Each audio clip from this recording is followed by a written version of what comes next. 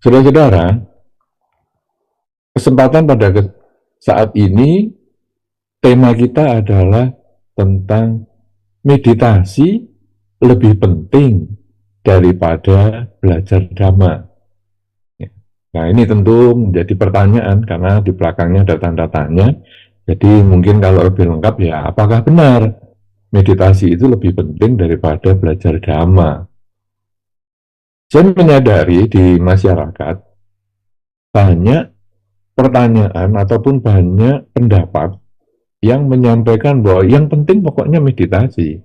Agama Buddha itu yang penting meditasi. Meditasi Buddhis ya di sini yang saya maksudkan bukan meditasi yang umum-umum, karena meditasi sendiri luas sekali jangkauannya. Ya, ada yang meditasi untuk berbagai tujuan, ya, misalnya apakah untuk kesehatan, apakah untuk kekuatan. Ya, nah ini maksud saya adalah meditasi Buddhis, yaitu mengembangkan kesadaran, menyadari saat ini sedang apa. Nah, ini banyak orang mengatakan, oh yang penting pokoknya meditasi, enggak usah belajar dhamma, meditasi aja. Itu ada.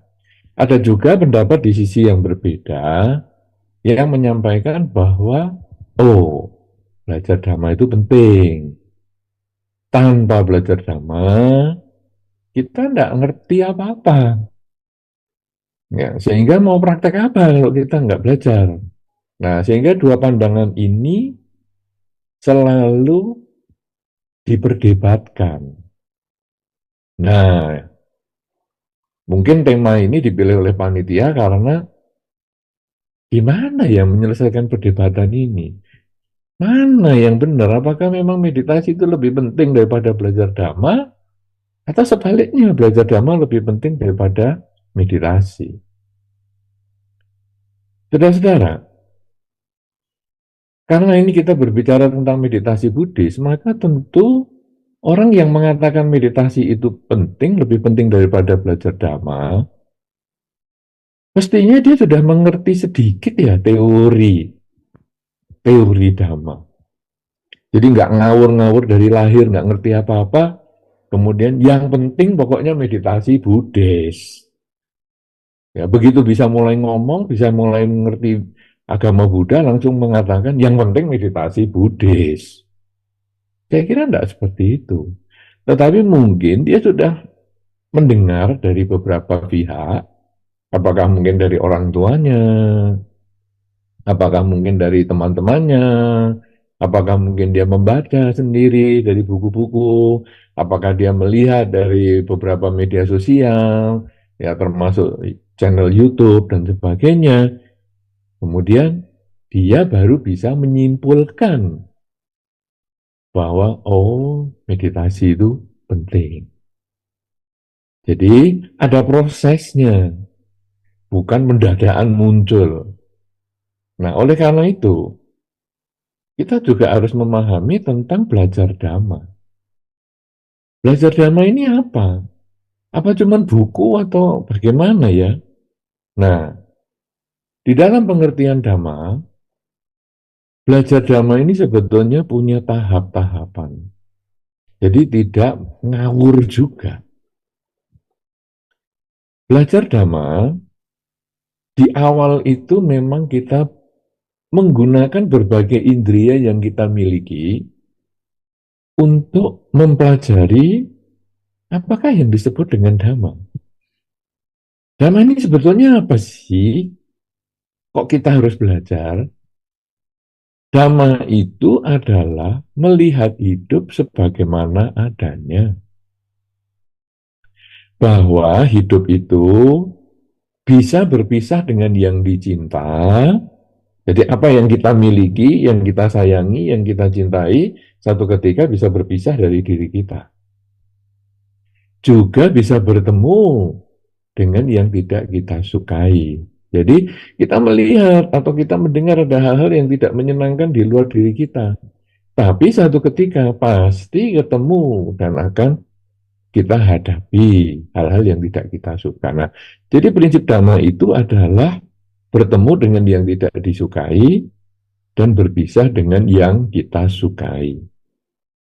Proses belajar dhamma Itu tidak harus dari buku, tidak harus dari wihara, dari ceramah-ceramah para Romo Pandita, dari ceramah-ceramah para biku, dan lain sebagainya. Tidak harus. Tetapi, kalau anak kecil mungkin dia juga bisa belajar dari orang tuanya. Dia meniru ataupun mengikuti apa yang diajarkan oleh orang tuanya. Misalnya, ketika anak diberi mainan, apakah itu mainan mobil-mobilan, apakah boneka, ataukah benda-benda yang lain. Kemudian karena kekurang hati-hatian anak ini jatuh, benda ini terjatuhkan dari genggaman tangan anak tersebut. Sampai akhirnya barang ini rusak. Nah, si anak yang baru menerima benda ini dengan senang sekali, mainan ini dengan senang sekali, kemudian tidak lama barangnya rusak. Nangis dia. Kenapa? Karena dia berpisah dengan yang dicinta. Kemudian orang tua memberikan nasihat. Sudahlah nak, ya namanya barang sekarang bagus bisa jadi rusak. Toh kemarin kamu juga nggak punya. Ketika sekarang papa dan mama memberi kamu mainan ini, kemudian sekarang akhirnya nggak punya lagi. Berarti kan kamu waktu kemarin nggak punya, kamu tenang-tenang aja. Kemudian sekarang kamu punya karena diberi oleh ayah dan ibu. Dalam beberapa menit kemudian benda ini rusak. Berarti kamu sekarang kembali seperti kemarin. Berbulan-bulan, berminggu-minggu kamu kan nggak ngapa-ngapa, nggak punya barang itu.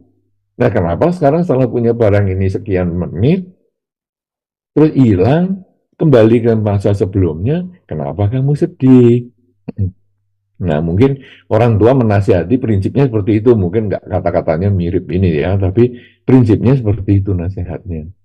Nah, akhirnya anak ini juga memahami, oh ya ya, bahwa saya kan sekarang posisinya kembali seperti kemarin. Atau seperti tadi beberapa menit sebelumnya, bahwa saya nggak punya barang itu. Dan begitu dia bisa melepas, ya anak ini menjadi tenang. Karena dia bisa menerima kenyataan kehilangan hal yang dia sayangi. Dan otomatis dia bertemu dengan yang tidak dia sukai, yaitu apa? Barang yang dia sayangi rusak. Nah, tentu orang tua memberikan contoh ya, kemudian satu ketika mungkin HP-nya orang tua rusak, anak juga ngeliatin, gimana ya reaksinya HP-nya orang tua rusak. Ternyata orang tua juga punya konsep yang sama. Ya, dulu nggak punya HP juga nggak ngapa-ngapa, sekarang setelah punya HP, HP-nya rusak kan seperti yang dulu juga. Ya sudahlah, nggak apa-apa. Nah, anak kemudian menangkap itu, bahwa hidup ini tidak kekal. Dan begitu anak itu menangkap, dia belajar. Dan akhirnya, dia bisa menerima itu sebagai kenyataan. Nah, ini belajar dhamma. Belajar dhamma di awal, yaitu mempelajari teori dhamma. Ya, jadi tingkat awal belajar dhamma itu adalah memasukkan data tentang dhamma dari berbagai sumber, dari indria kita, dari kita mendengar, dari kita melihat, dari kita merasa, ya, dari kita mencium, dari kita merasakan lewat lidah dan lain sebagainya, dari indria-indria kita lewat pikiran dan sebagainya. Itu adalah cara kita menyerap pemahaman tentang dhamma. Kenapa? Karena dhamma ini ada di sekitar kita. Dhamma ini adalah alam semesta ini. Ya, semuanya ini adalah pelajaran di dunia ini. Nah, sekarang tinggal orang tua menjelaskan. Kemudian, tahap yang kedua belajar dhamma itu, selain kita menyerap, adalah kita melaksanakan di dalam kehidupan sehari-hari. Nah, tadi ketika anak itu kemudian mendengar orang tuanya menasehati tentang barangnya yang rusak, mainannya yang rusak, anak ini bisa menerima, sudah. Kemudian di masa yang akan datang, ketika dia melihat mainannya rusak atau segala macam, dia mulai bisa menerima kenyataan. Nah, ini sebetulnya dia mulai praktek dhamma.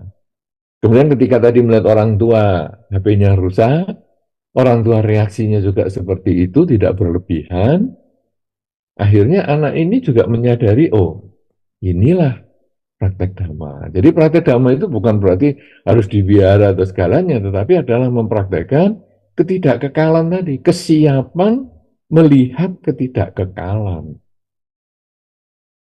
Kemudian praktek dhamma di dalam ajaran Sang Buddha ini untuk melihat ketidakkekalan itu sebetulnya ada beberapa cara. Cara yang pertama yang disebut dengan kerelaan. Jadi biasanya anak-anak sekolah minggu diajarkan untuk pelepasan. Misalnya, ayo nak, kamu sekolah minggu, ini saya kasih sedikit uang saku. Nanti kalau di wihara ada kegiatan atau acara dana paramita, nanti ada lagu ya, dana paramita misalnya, nah ini kamu masukkan ya, dan yang ini uang yang sudah papa mama kasih ini masukkan ke sana. Nah ini belajar berdana. Kemudian hari ini di wihara kan ada para bante itu. Nih, mama atau papa kasih makanan, mungkin pisang atau mungkin buah atau apa, nanti dipersembahkan ya kepada bante untuk makan pagi atau mungkin makan siang. Nah, ini anak mulai belajar kerelaan. Jadi dari memiliki, kemudian sekarang bagaimana ya? Kalau tadi mainannya tanpa sengaja rusak karena dia jatuh. Tetapi sekarang tahap belajar ini, tahap prakteknya adalah dia sengaja melepas apa yang dia miliki. Jadi ini makan pagi karena ini belum mulai kebaktian. Nah, sekarang saya mempersembahkan dana makan kepada para biku yang tinggal di bihara.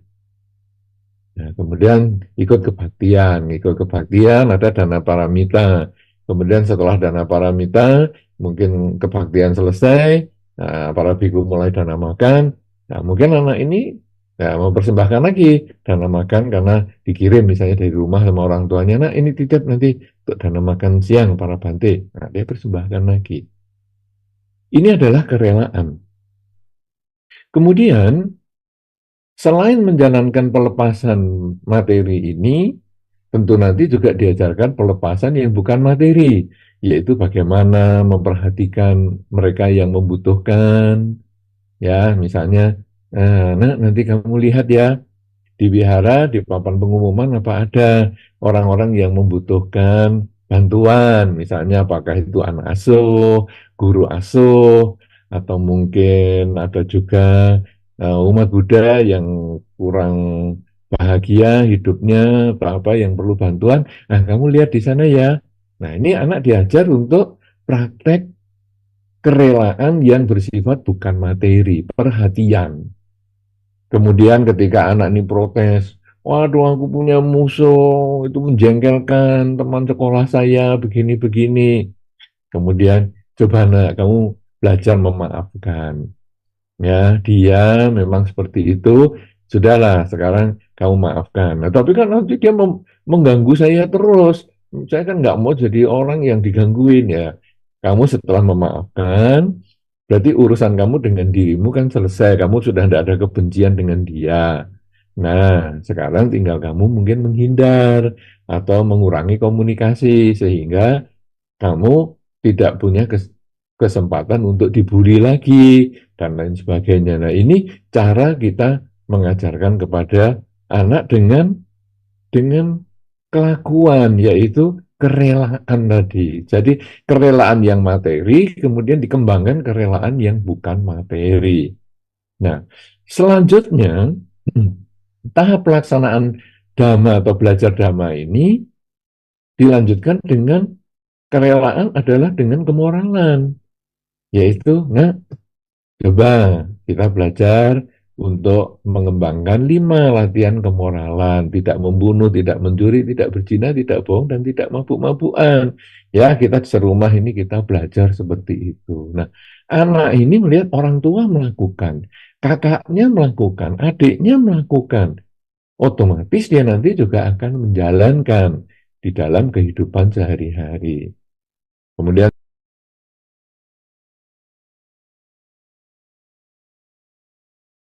Kemarin menjelang Waisak misalnya, kalau ini kan sudah menjelang Asada. Nah, kemarin menjelang Waisak, wah, kakaknya, ayah, ibu jalankan 8 sila. Wow, hebat juga ya. Wah, ini atas sila. Nanti satu ketika saya ya mau latihan.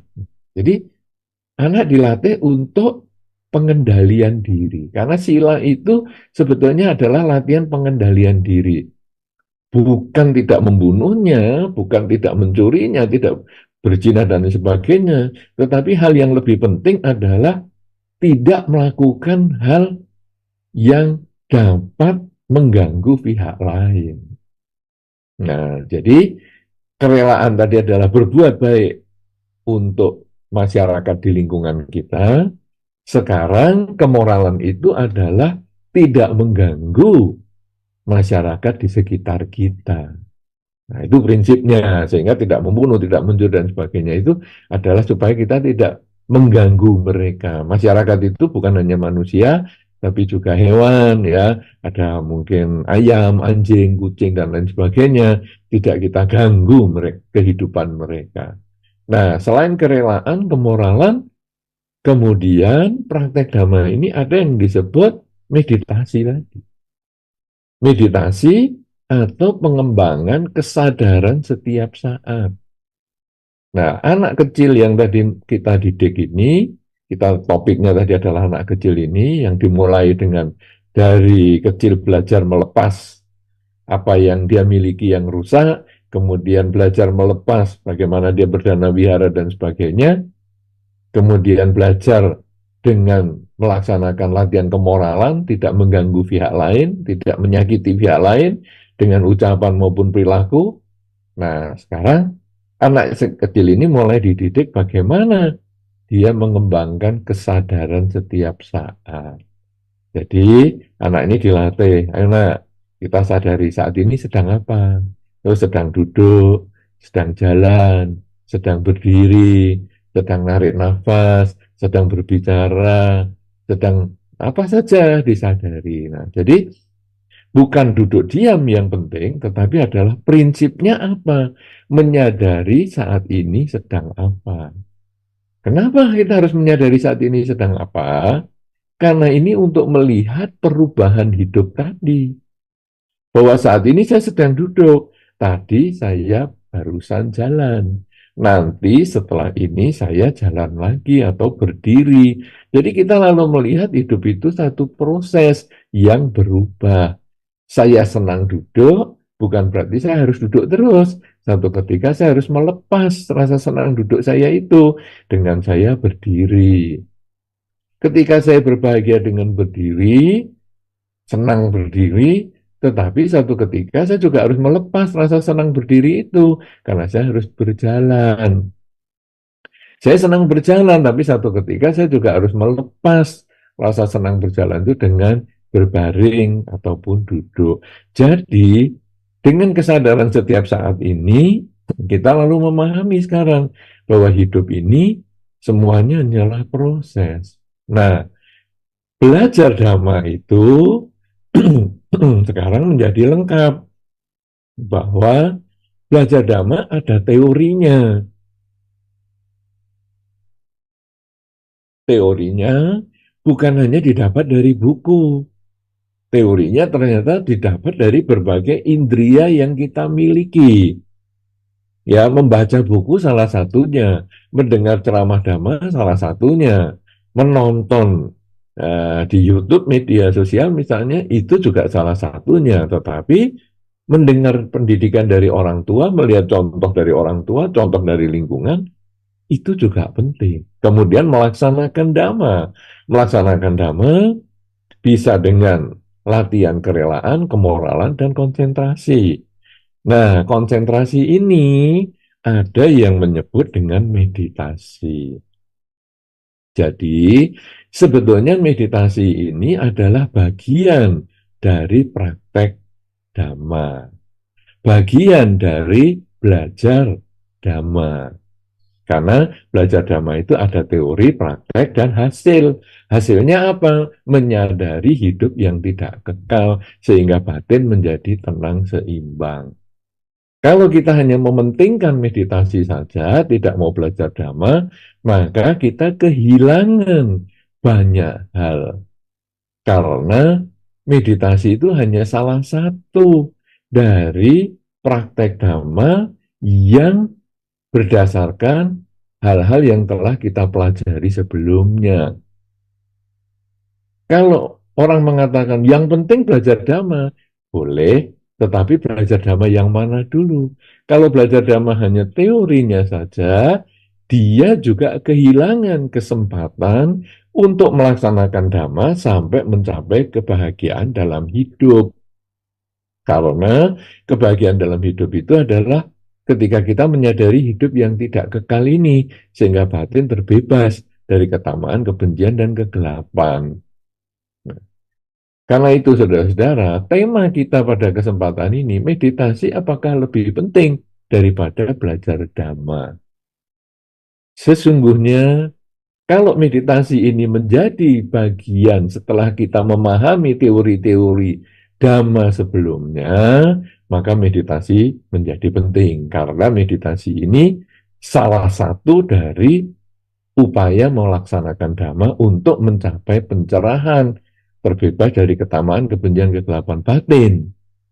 Tetapi kalau meditasi tanpa melaksanakan hal-hal yang lain, tanpa kerelaan, tanpa melaksanakan kemoralan, maka belajar dhamma menjadi penting. Karena belajar dhamma bukan hanya belajar teorinya saja, tetapi juga harus bisa ada pelaksanaan dhamma, dan tentu nanti akan mengarah pada hasil.